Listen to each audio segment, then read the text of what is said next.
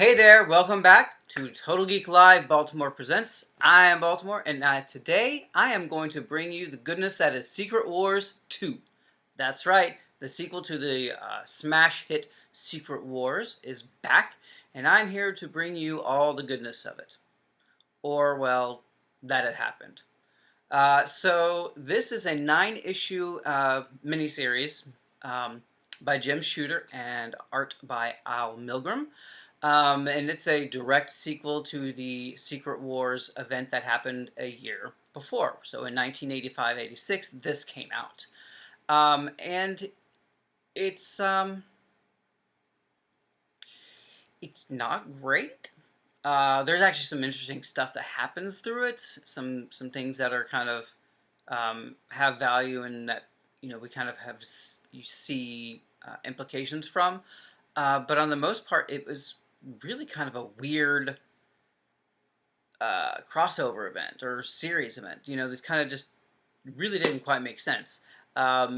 This series is also heavily criticized by being Jim Shooter's soapbox issue event. Where he kind of says, "Oh, this is how things should be. No, you shouldn't be doing this," and "Oh, this is kind of why things are wrong. If you just learn this, then this would be the effect." So it's a little preachy. It's a little uh,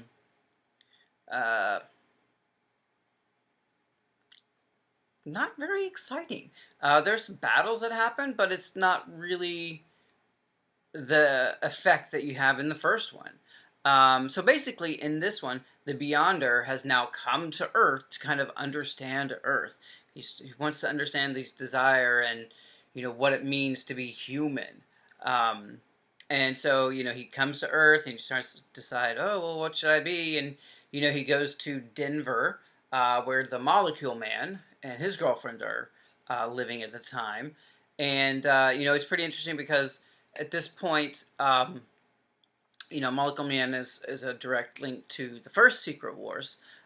He's trying to, he's reformed. He's just trying to live his life, not trying to do anything. And the Beyonder comes and kind of, shakes up his life. And his girlfriend at the time says, "Well, if you want to learn how to live and see everything that's here, go to L.A." And he does. And so there's this interesting, like move towards LA and that kind of thought. And this is when all the heroes kind of come together and kind of fight him and kind of, you know, face him. And, of course, they're not really going to do a lot of damage to him because he's, so omnipotent. But he doesn't really have a clue. And he just kind of wants to learn what humanity is about. And so this leads him to, talk with Captain America, to talk with Spider-Man, to talk with Mr. Fantastic, and kind of try to understand these different facets of humanity. And, they're not without their own merits. Spider-Man talks about, with great power comes great responsibility. Mr. Fantastic talks about, balancing work and superheroics. And then you have Captain America, who kind of has like a moral stance that he talks about. And this kind of meanders, and he kind of goes and does a little bit of this and a little bit of that. And while this series only has 9 issues in the actual comic, it crosses over into, I think, actually every single one of the titles that was ongoing at Marvel at the time. And like I have talked about before, this is sometimes good and sometimes not so great. And it's a mixed bag here as well. And it's just it's kind of bloated with the tie-ins, like super bloated. Like there are ones that were like, there's no real point to having a Secret Wars tie-in, little triangle on the end saying, signifying that this ties in. So it's kind of, it makes for a very expensive collection of the book. And you're like, oh, I can just get 9 issues and I'll be fine. And, the first Secret Wars was only 12 issues with no tie-in, so it was kind of easy to kind of get it, digest it, and be done with it. But this one, it's like, oh, I'm reading the main issues, the main, 1 through 9, and now I have to read 1 to 4 issues of all these other different ongoing comics at the same time.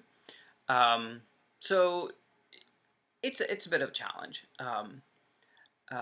You know, some of them, like the New Mutants ones, were really fascinating and interesting because the Beyonder, with his power, great power, he can do whatever he wants. And for the New Mutants, this meant he kills them, and they feel their death, and then he resurrects them, and so they realize they've died and that they're come back to life. And that's a real tragic, you know, real traumatic thing to go through, and it kind of leads them to kind of figure out what they're doing. You know, there's stuff with Magneto going on there. There's stuff with Emma Frost going on there. So it's a really, really fascinating couple of issues that tie in for that one, which is kind of cool. And then you have, you know, the Beyonders now pursuing love, and he's in love with Dazzler, who I actually think it's kind of fun to have this kind of spotlight on her at the time. And you know, she rebuffs him. She doesn't want to have anything to do with him, and he kind of moves on to Boom Boom, which is kind of strange because he's, you know, younger, teenager at this point. You know, that's not really quite what you need to be doing. But she's kind of actually pretty important to the Beyonder. It's kind of a strange, you know, mixing up of characters. And then, you know, in the Uncanny X-Men, you have some really interesting storylines that go on with Rogue. You have some interesting stuff that goes on with Rachel Summers, which is kind of fun. You know, they have their moments that, you know, portend that things are going to, you know, get stranger with Beyonder and Rachel, which is kind of cool. So there's a lot of things that were kind of strange and weird about this. You also have Doctor Doom, who was supposed to be dead in you know, the real Marvel comics, but showed up alive in Secret Wars 1. Well, in this one, we kind of find out that the Beyonder basically resurrected Doctor Doom to kind of, and then pushed him back in time so he could actually be in Secret Wars 1. So that's kind of an interesting way to kind of deal with a, you know, continuity error or something that's weird. But it's interesting, and while I'm, you know, I'm glad I read it, I kind of enjoyed parts of it. Some of the tie-ins better than the actual event comic. I really don't think it's necessary to read. I think you can read Secret Wars 1, and then just like, okay, Secret Wars 2 happened, but I didn't actually have to read it. So I think, you know, you're fine if you don't kind of read it. But if you do, you know, go ahead and get the trade paperback. I'm sure it's pretty, you know, easy to find around there, and read it, and, you know, tell me what you kind of think. Did you enjoy Secret Wars 2? Did it live up to the hype of Secret Wars 1? Or was it kind of a letdown? And for me, it was kind of a letdown. There was just way too much going on and not enough action to warrant it being a sequel. You know, he's an omnipotent being, but he's clueless, and it's just kind of comical and not in a way that works in comics, if you know what I mean. So I would probably skip this if I was doing a reread, to be honest. So that's kind of how I feel about it. But I think that, you know, other people have enjoyed it and kind of found merit in it, which is great. You know, I enjoy hearing people liking things that I may not have exactly enjoyed, because it kind of good for debate and everything. But tell me what you think. Did you read it? What did you think of it? Do you agree with me? Do you think it was kind of eh? Or you were like, I love Secret Wars 2 because of X, Y, and Z. So tell me in the comments. Like, subscribe, share, and I will be back with you very soon with more comic event goodness. So as always, it's all geek to us. See ya.